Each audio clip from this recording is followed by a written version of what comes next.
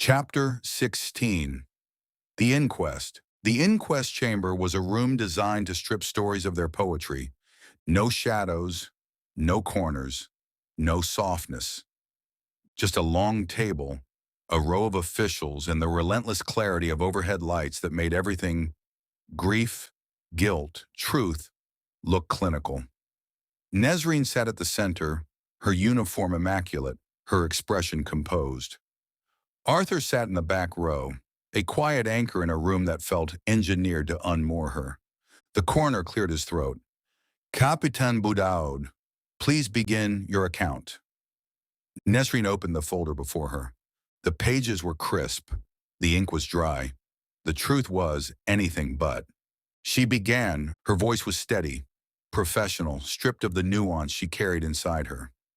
At approximately 4:12, officers responded to a call regarding a suspected break-in at Birkin House. Upon arrival, 5 deceased individuals were discovered in a locked room. No signs of struggle, no forced entry. The suspect was identified as... She paused only long enough to breathe. A man known to the victims, a former friend. The coroner nodded. Proceed. She did. She described the cellar, the mural, the notebooks, the pursuit along the cliff path, the fall. She did not describe the way the house had breathed around them, the way the 6th guest had spoken like a man already half gone, the way the storm had seemed to answer him. Those truths belonged to her, not to the inquest. When she finished, the room was silent. One of the officials, a man with a face carved into permanent skepticism, leaned forward. Captain, you're suggesting the suspect acted alone? Yes. No accomplices? No. No evidence of coercion? No. And you're certain the fall was voluntary? Nesrine's jaw tightened. Yes. The man tapped his pen. You sound very sure. I was there, she said. I saw his face. The coroner interjected gently. Captain, please clarify for the record. Did the suspect attempt to harm you or your colleague during the pursuit? No, Nesrine said. He was not running from us. He was running towards something. A murmur rippled through the room. The skeptical official frowned. Toward what? Nesrine met his gaze. An ending. Silence again. The coroner cleared his throat. Captain, the letters found in the house, do they indicate premeditation? Yes. Do they indicate intent to harm the victims? Yes. And do they indicate a motive? Nesrine hesitated. Arthur sat forward in his chair. The coroner repeated, Capitain? She answered carefully. They indicate a profound sense of exclusion, a belief that he had been erased from the group, a desire to be acknowledged. The skeptical official scoffed. People don't kill because they feel left out. Nesrine's voice sharpened. Some do. The room stilled.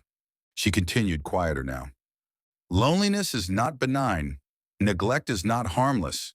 When someone is made to feel invisible long enough, they begin to believe their only way to exist is through violence. The official shifted uncomfortably. The coroner nodded slowly. Thank you, Captain. Your insight is noted. Nesrine closed the folder. The coroner addressed the room. Based on the evidence presented, the deaths of the 5 victims are ruled as homicides. The death of the suspect is ruled as suicide by fall. The case is formally closed. A gavel struck wood. The sound echoed through the chamber like a final heartbeat. The officials stood, gathering their papers, already moving on to the next tragedy. Nesrine remained seated for a moment, letting the verdict settle. It felt too neat, too clean, too small for the story she carried. Arthur approached her quietly. You did well, he said. No, she replied. I did what was required. He studied her. That's not the same thing. She stood, smoothing her coat. It's all the inquest needed. And what do you need? She didn't answer. Not yet. They walked out of the chamber together. the door closing behind them with a soft, final click. The corridor outside was dimmer, quieter, more forgiving. Nesrine exhaled slowly, as though releasing something she had been holding since the moment she stepped into the room. Arthur touched her arm lightly. "You told the truth." "I told the version they could understand," she said. "The rest stays with me." Arthur nodded. "And with the house." Nesrine looked toward the window where the sea glimmered faintly in the distance. "Yes," she said, "and with the house.